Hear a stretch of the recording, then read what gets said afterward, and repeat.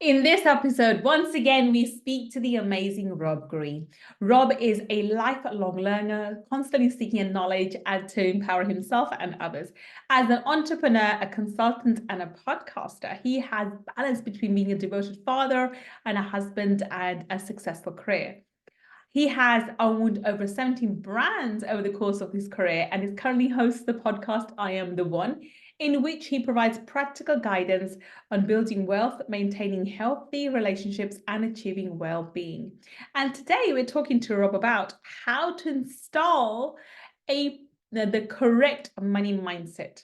Let's speak to Robb and find out. And remember, if you want to upgrade your money mindset, then come and join our free community in school. The links in the description or down below.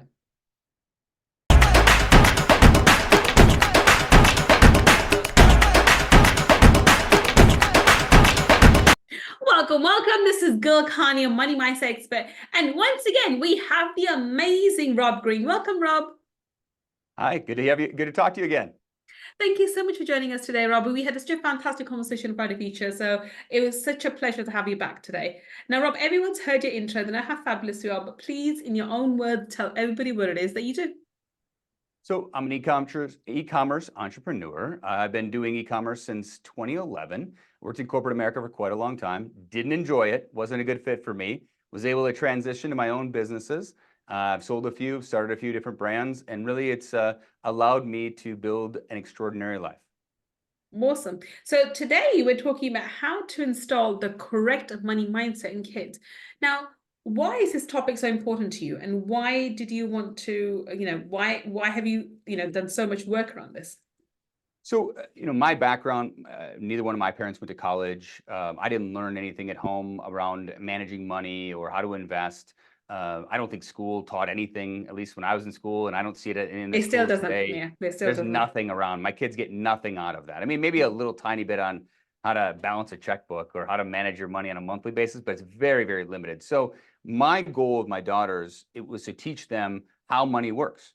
And that means a lot. That's a big topic, right? I have a finance background. So that could mean interest rates. It could mean how to make investments, but really having enough, at least a conversational ability to understand, in the US, we talk about the Federal Reserve. What does that mean? How do interest rates work? How does money work? How does a credit score work? Basic ideas like that. But we went a little bit deeper. There's a great book that I highly recommend called How an Economy Grows and How It Crashes. And it's a cartoon style book. And it starts off with 3 guys on an island, each catching 1 fish a day to survive. And by the end of the book, it's a multi-island, bunch of nations. There's trade, there's interest. It's a full economy that's been built out, just starting from 3 guys on an island. And it teaches these concepts through the cartoon, through the drawings, through the examples and the life lessons. So I've read that book with my daughters. It was great when they were little, like 8, 9 years old. And we would read it together and allow me to explain a little bit more in depth what the book is. And the first run through is really just to get them familiar with some terms, right? It's really hard in anything when you learn it if you don't understand the terms, because you don't have a language to communicate on. So after we did it a few years ago, my oldest daughter said, okay, hey, Dad, I want to invest. And I said, great, I'm going to create something called the Bank of Dad. And I may have borrowed this from somebody, but I'm pretty sure I created this. So if there is somebody out there who created it, let's give them due credit. But I don't remember anybody else. I just came up with it, I think, on my own. I said, what we know is that to make money, you get an interest rate. And she said, I want to do 10%. And I thought, wow, that's a pretty aggressive interest rate. And I said, well, we also need to earn that money over some period of time. She said, well, let's do it every month. I said, wow, okay, so you're going to earn 10% per month on any investments you make with your dad. She said, yes. I said, okay, well, this would be a good teaching experience, right? How much money do you want to put in? She went to her room, got her wallet, took all of her money out and handed it to me. She said, I got $400. And I said, okay, well, this is going to get expensive quickly. Like every single month, I'm going to be paying her $40 in interest.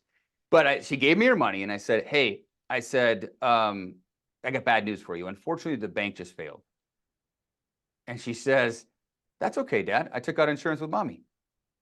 And I was like, all right, she gets the concept. She understands how the banking system works. So her younger sister wanted to join in on the game. So they would give me their money. At the end of the month, I would give them the money back. So I'd say, here's your $400 in principal back. Here's the $40 in interest you made. So you made $400, you got your $440 now. So you made $40, your money working for you without you having to do any labor. Is that better? Did you enjoy that more than not actually having to trade your labor for money? And they, obviously, as everybody, were huge fans of it. So we did that for a little while, and that got them the concept of how money, and I tried to explain to them, this is an unusual return, not normal in the marketplace. We're just doing it for educational purposes. I said, but now we need to introduce risk.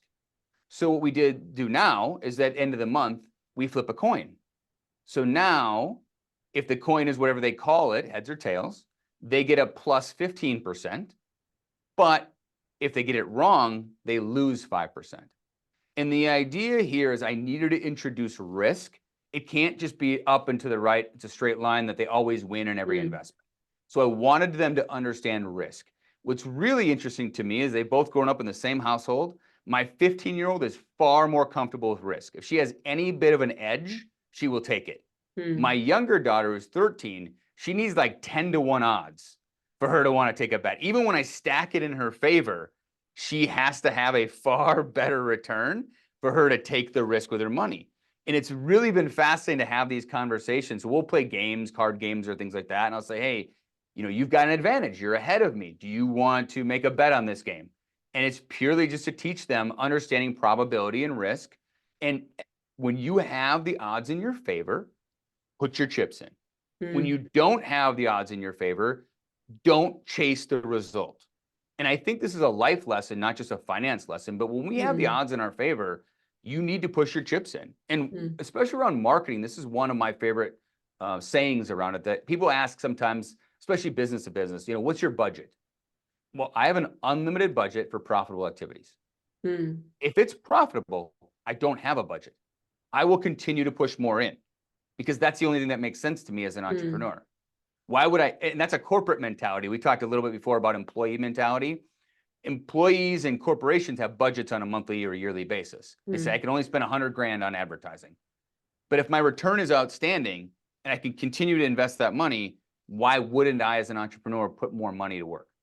So that's one of the games that we've played with the kids to teach them risk, probability, how to understand money, how to understand the returns on the money. And it's really allowed them to think differently about their money because they do make money and how would they do with it. Yeah, I think that's a great game. I think that's a brilliant way to introduce risk as well as investments. I think my biggest, and I'm going to steal that idea from you. Actually, I'm going to show that to my son how to introduce risk because I was wondering how to do that. I have shown them through investments. You know, they've got their ISAs, and we put them into the funds, and they go up. And my daughter is more it's funny enough, my daughter is more risk averse, when my son is probably a bit more exciting or is a bit more lenient towards it. I don't know if that's a girl boy thing or it's just the personalities, but it's funny. But then my daughter has more money, but then you know, she gets more money as well. She has probably saved up more compared to my son because my son likes to spend. But it's the risk factor which I wasn't able to show through life study, and that works really, really well. And so have you introduced how to make money in terms of, like going out and getting a job, or do you give them work in your office, or what do you do? So they do work in the office. They both get paid a salary and they both invest. We have a Roth IRA here in the US. So they both have Roth IRAs, which is basically an umbrella account that is not taxable. So they do have investments, and they see that. What I find for most people, especially children, is numbers on a screen don't mean anything to them. They have a hard time taking those numbers and getting to understand dollars. It's a reason casinos have you turn in money to get chips. It takes away the dollar perspective of it. Now they're just chips in your hand.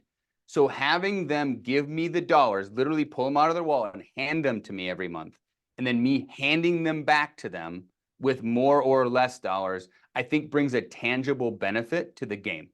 I think that's brilliant. I think that's absolutely brilliant. I think for children, they need to have that tangible thing. This is my money, and this is my money back, and this is how much Yes. extra I get. And I think that's probably what's missing in my household, because they understand concepts, but they're still concepts. They haven't got that tangible element to it, which you do.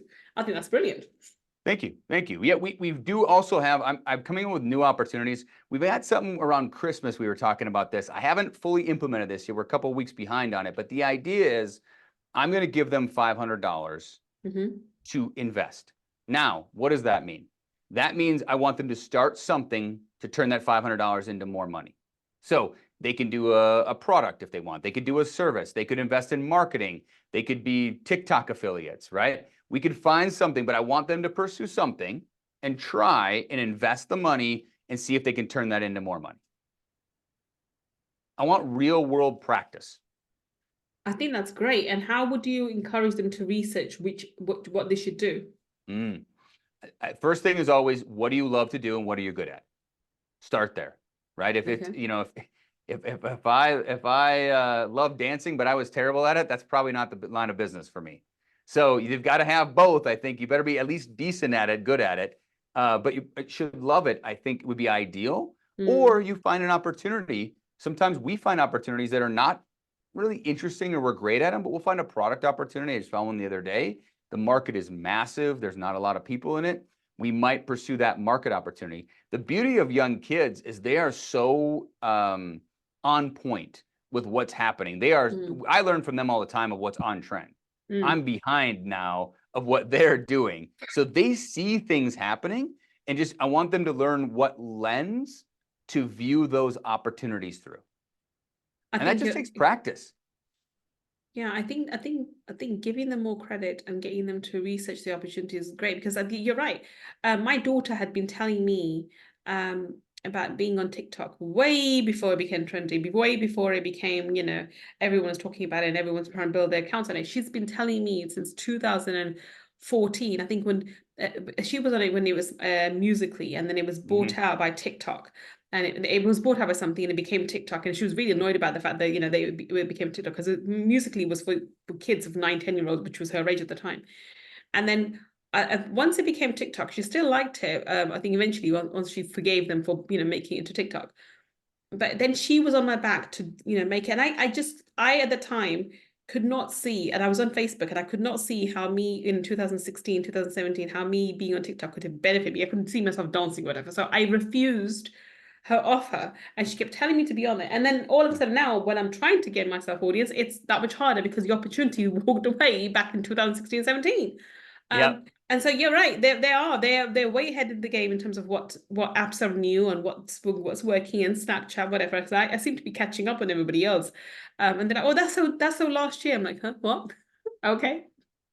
They know more than we do about that. I mean, at least for my daughter and her friends, Snapchat is the only way they communicate.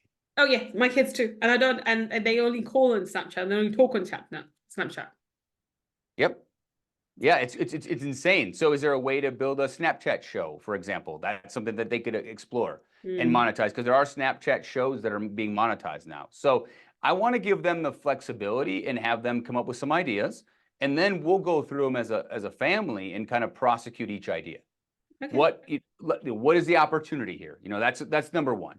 Like I said, when I talked to you previously about this, is there demand for this? Because there's no point in building something that there isn't demand for. E-commerce, it's relatively easy for us to understand demand now because of all the tools that are available. Amazon, I could tell you how many units are sold every day on Amazon.com of almost any product, right? That tells me demand. And then you can go out and meet that demand with hopefully a better product. And the same thing with a service or a product. I mean, if we do this all the time in our family, handymen are difficult to get right now in Phoenix. If we have things that need to get fixed around the house, almost impossible to get a handyman to come to the house and fix things. They're all booked up. There aren't enough of them, and they charge a lot of money. Well, that means that demand is outstripping the supply. Yeah. Right? So if I was so inclined, I would go become a handyman. If I was that's an opportunity for somebody to go out there and then just do some basic marketing, and you've got your own business. Yeah. If you're good at doing that stuff and you enjoy it, that's the easiest business in the world, because we know that demand outstrips supply currently today. Okay, so I think that's great, but let's come back to the money mindset aspect of the children. Mm. So I love the concept of giving them tangible money, and which, by the way, I don't know how long that's going to last, because with the introduction of digital currency, we may not we may be the last generation that sees True. currency or money, but I still do like that opportunity. I do like that option of tangible money, giving and taking back, and then introducing flip a coin for the risk, because it literally is, sometimes it's just pot luck. The economy's up, economy down, or whatever. Yep. But how, the idea that they want to make money, because I think there's the one thing that's missing at the moment is which I see, is the value of money. Now, Mm. I struggle more that with my son, rather than my daughter, because if you want something, when my daughter, she has to work for it. So she's got a budget that I give to her, and I'm able to monitor. My son, he wants something, he asks his dad, and he gets his dad to transfer money over. So there is Mm. no concept of, it's Mm. limitless. It's the bank, it literally is the bank of dad. And I do not have a conversation with him too much. I don't discuss, because we get into altercations, so I avoid the conversation. And so I struggle with him understanding the concept of value of money. So how do you teach the value of money to a child who has everything? I mean, I'm a little old school in my belief. I did manual labor in high school. I did like roofing, tearing off roofs and stuff like that. I truly believe everybody should do some back-breaking form of labor in some capacity. I'm not saying forever, but some period of time. Like when we had some rocks we needed to move in our yard. We didn't have a landscaper did it. The girls and I got out there and we shoveled rock. I think understanding how can we find a way to pay them for labor to truly understand that. I think minimum wage here in Arizona, I think, is like $15 or $16 an hour right now. You're going to go do this for 1 hour. You're going to get $16. The government's going to take 4. You have 12. You just did that to get $12. Is that something you want to continue to do over and over and over again and over again to get that money? Or do you want to pursue a different path where you can understand different ways to make money? I mean, the beauty of today's society is that we can all talk now and think and make money, as opposed to the back-breaking labor that had, up until a couple hundred years ago, that's what everybody did. That's the only way. That was the only The only way way to make money. Yeah. So I think you need to really tie the things together for kids, at least in my experience. You've got to show them the cause and the effect, cause and effect. You can talk about it all you want. You can give them concepts, but some kids, depending how they learn, they've got to be hands-on and really have that impact and see what it's like. Well, what about this concept that comes up that you shouldn't really pay children to do the chores? So I know there's some people who would have this number of chores, and the kids have to do them, and then they get their allowance. I've always been dead against that. In life, things that you have to do, you have to do. You have to make your bed, you have to tidy up, you have to clean up, and we've got guests coming. Obviously now we do have cleaners, but I do try on purpose so if you've got guests coming, even if the house is clean, I'll get them to clean up again, so they understand the concept when you have to make the house presentable. But they're not getting paid for it. They just have Correct. to We do don't it. do that either. We don't pay for the basic living chores of, putting your bed together and cleaning and doing the dishes, right? We don't do allowance. We don't do any of that. So it's additional things beyond the scope of that that they could do the work on. So here's another one I've done. Another example I've used. We all have things around the house, or some people have storage units of stuff, but we have things around the house that have some value that we could sell that we're not utilizing. So I went to my older daughter. I said, you go sell these things. I'll give you 30% of whatever you make. Go sell them. Figure out how to sell it. Facebook Marketplace, OfferUp, eBay, whatever it might be. Go do the research. Figure out the value. Figure out how you have to price it. You're getting the product for free, essentially, because I already own it. Go make money and figure out how to sell it. And then I'll give you 30% of whatever you earn. And giving them the practice of figuring out how do I have to price something? How do I research it? What is the market price for it? I think is really an invaluable skill. 100%. 100%. I think this is the part that I think most parents struggle with, is how to. They may have worked, because I've done a minimum wage work. I've never done retail work, but I've done admin work and so forth, and I've done bought tea and coffee and all of that rubbish. Even as a lawyer, you know, as a junior lawyer, you do all of that rubbish as well because you're doing it for the seniors. You know, you end up being, you know, the more of an assistant than anything else. But it's long hours with low pay. And I think that instills the value of money, that you don't disrespect it. Also, apart from the fact that it also gives you respect for the people, for the small person, you know, because you've been there. You respect the person who you know, who he's not on high wages.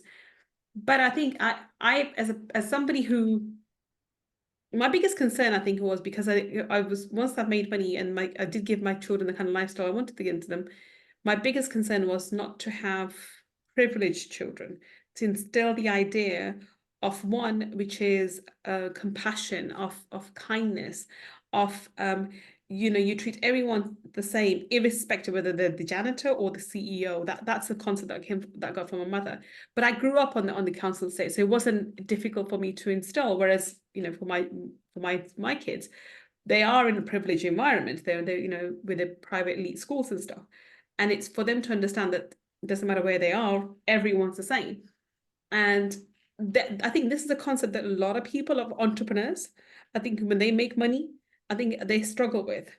What's your take on that, on overprivileged children? I think the biggest thing is that there are sponges who they model you. Mm. So I think how we treat people in every respect is modeled by them, because they're 100%. I think sponges. maybe that's it, because I think I've never struggled with that in my children. I've seen in others, but I've never Yes. struggled in mine. But there may be this reason, because I'm like that. I will smile at everyone, doesn't matter what job role they have, and I'll speak to anyone who wants to talk to me, because I like talking to people. I'm like, you know, I do the same. I do. My kids are surprised sometimes. I talk to everybody. I talk to checkout at a grocery store. I'll talk to the waitress or waiter about everything. Exactly. It's a normal conversation. You smile and just make you know, polite conversation. Yeah, I think the other thing we try to do is focus on gratefulness. You know, Yes. they live an amazing life, and they haven't had to work for it, right? The bottom line is they live a great life and haven't had to work for it. They haven't earned it yet. Yes. So they've literally won the lottery by being born to the family and have not earned it. So we talk about it like, hey, I'm grateful for this, or, you know, and they say they're grateful for certain things, right? And being grateful for it, I think, gives a really good perspective on how to think about their opportunities, and how to think about, you know, other people who don't have those opportunities, right? My oldest daughter has a really good friend now, and he's from Ghana, and he grew up in Ghana, was adopted as a baby there by a couple from here, and they just moved here a year and a half ago.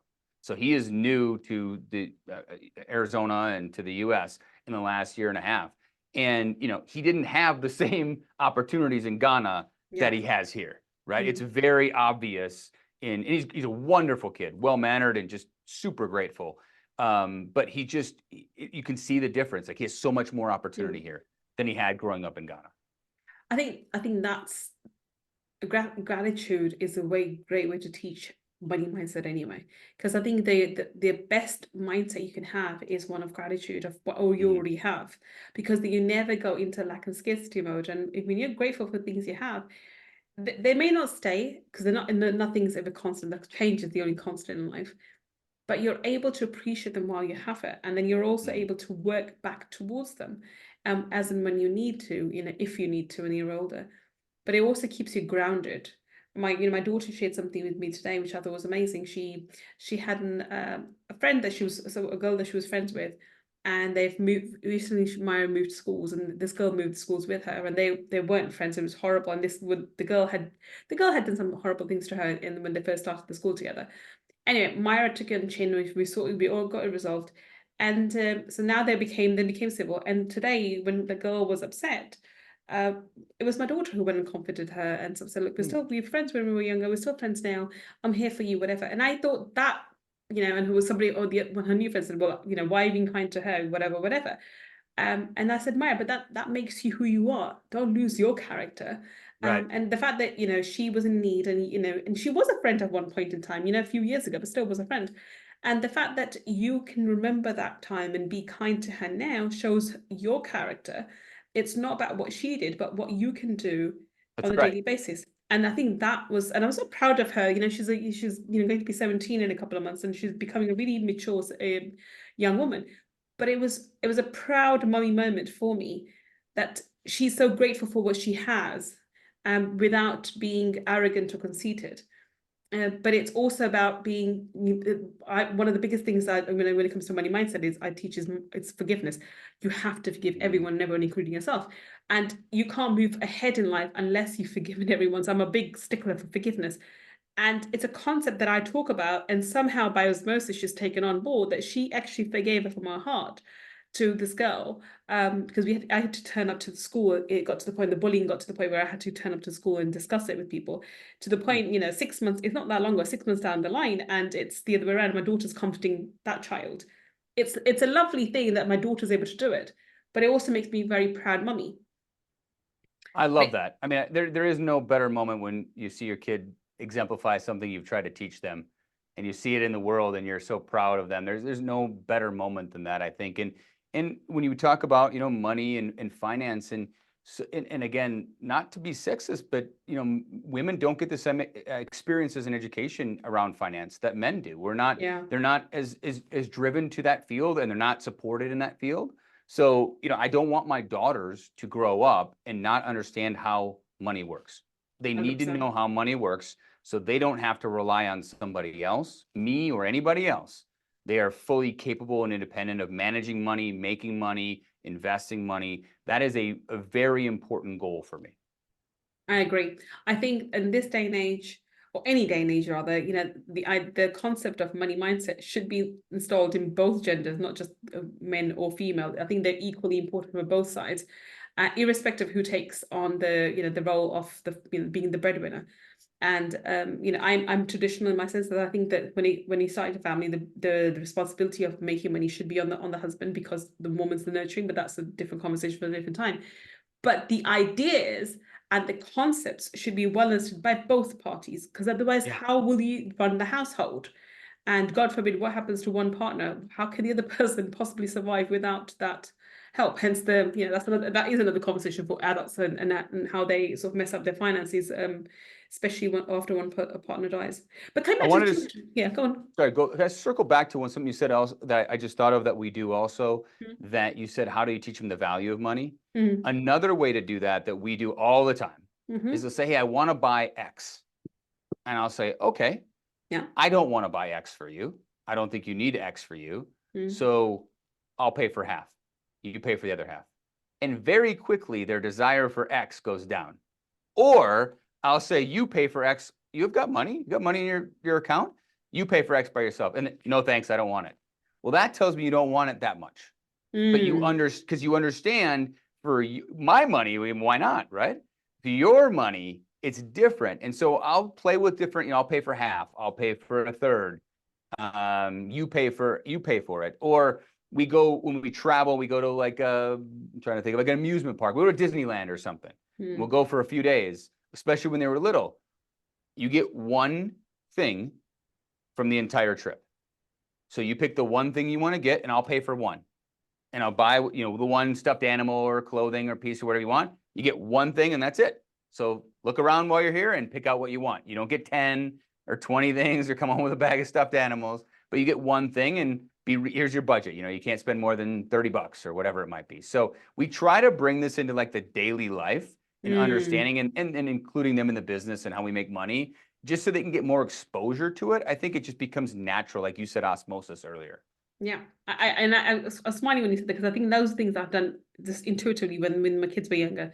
Whenever we go somewhere, or in the shopping mall, anyway, they could pick up one thing, And if it was sweets or something, it was one packet of sweets. But it was always one thing. If they went out and I said yes, half the time I say no anyway, because no allowed. But if we go out somewhere, it's one thing. And about buying it, I think I've done that with my son. So he wanted a PS5, so I got him to save half of the money. So he saved half of the money from his pocket money, and I paid the other half. And that's how we got his PS5. But I think, and my daughter, it's all about the makeup. Of course, it's about the makeup. So she has her monthly. She gets wages from the company, and certain portion of it is dedicated towards her tuition. So she gets extra tuition, whatever. So she pays that off. And then she has money that she puts into her ISA, which is like a Roth IRA. So it's like that. It's just a savings account. And so 10% goes there, and the rest she can do whatever she wants to, you know, makeup, travel, go out with her friends. But she has a budget within that thing. And within that, she's also going to buy her brother a present, whatever. So it's her thing. And I think she wanted to throw a birthday party for herself, because I said no to 17. I said, I'll do it for 18, but I'm not doing it for 17. So she's setting a budget for herself to be able to take her friends to first party or dinner or whatever. I don't know. She keeps changing her mind, but that's her money. She's going to pay for it. I'm not paying it for her 17th birthday. I'll buy her a present or something. But if she wants to do something for her friends, she has to save up. And she's been saving up for the last 6 months, I think, to have a pot of money to be able to take her friends out somewhere. I love it. That's it. That's the only way to learn. Mm. That's the way to learn, is to do it. You've got to do it. And you're giving them that opportunity. And if they skin their knee, as I say, don't break your neck. Don't make a catastrophic financial mistake down the road. Make a bunch of small little mistakes along the way and learn from those opportunities, is how I think about it. And the last thing you want to do is go buy the wrong business with all of the money you've ever saved your entire life, or do something catastrophic because you haven't had the practice of how to think about money. 100%. Well, on that note, we're going to wrap this up. So any parting comments for parents to teach money mindset to the kids? I think include them and be transparent with how you spend and how you make money. And that just gives kids visibility. They become a part of it. And I think when they become a part of it, it allows them to think about things that they want necessarily a little bit differently. Perfect. Wonderful. Now tell us, Rob, how can we find you? Where can we connect with you on the internet? The RobbGreenShow.com. So I've got a podcast where I talk about health, wealth, and relationships. Talk a lot about the kids and all this fun stuff. So please follow me on Spotify and also on Apple Podcasts. We do a little YouTube also. Fabulous. So if you are listening to us on the podcast, then the link for Rob and his podcast and his other social media handles will be on the show notes. And if you're watching on YouTube, then down below in the description section, we'll have the link for his podcast as well as other links as well. Check him out and go and start listening to his podcast. You never know what you may learn. Thank you so much for being a guest today, Robert. It's been a pleasure talking to you. And slightly different topic today, more about being parents and teaching money mindset to our kids. But I think that's an important topic for a lot of parents, especially the entrepreneurs. But thank you so much for being such an amazing guest today. Thank you, Gull. I appreciate it. The conversation was great. Thank you. And thank you for listening to me and Rob today. I will be back with another amazing guest, finding out how you and I can build a better business. Until the next time we meet, this is Gull Khan signing off. Take care and bye for now.